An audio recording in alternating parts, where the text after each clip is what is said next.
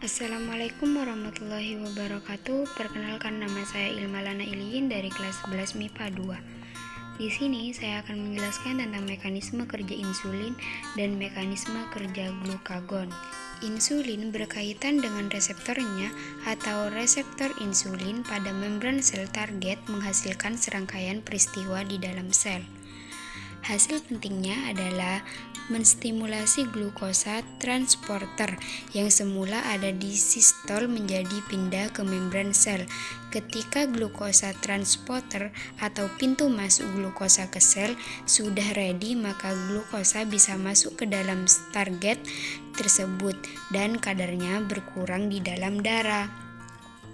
Sekresi insulin dikendalikan oleh kadar glukosa darah. Kadar glukosa darah yang berlebihan akan merangsang sekresi insulin, dan bila kadar glukosa normal atau rendah, maka sekresi insulin akan berkurang. Mekanisme kerja insulin. Insulin dapat meningkatkan transport glukosa ke dalam sel atau jaringan tubuh kecuali otak, tubulus ginjal, mukosa, usus halus, dan sel darah merah. Masuknya glukosa adalah suatu proses difusi karena perbedaan konsentrasi glukosa bebas antara luar sel dan dalam sel. Yang kedua, meningkatkan transport asam amino ke dalam sel.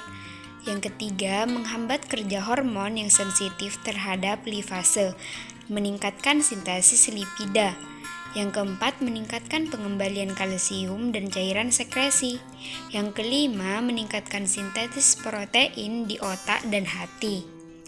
Kekurangan insulin dapat menyebabkan kelainan yang dikenal dengan diabetes mellitus, yang mengakibatkan glukosa tertahan di luar sel atau cairan ekstraseluler. Mekanisme kerja glukagon.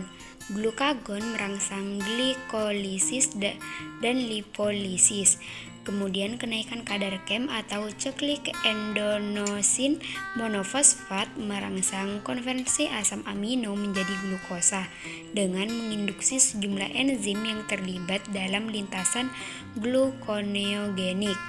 Setelah itu, kenaikan kadar KEM atau sel adiposa mengaktifkan enzim lipase yang sensitif terhadap hormon tersebut. Hanya itu yang dapat saya sampaikan, kurang lebihnya mohon maaf. Wassalamualaikum warahmatullahi wabarakatuh.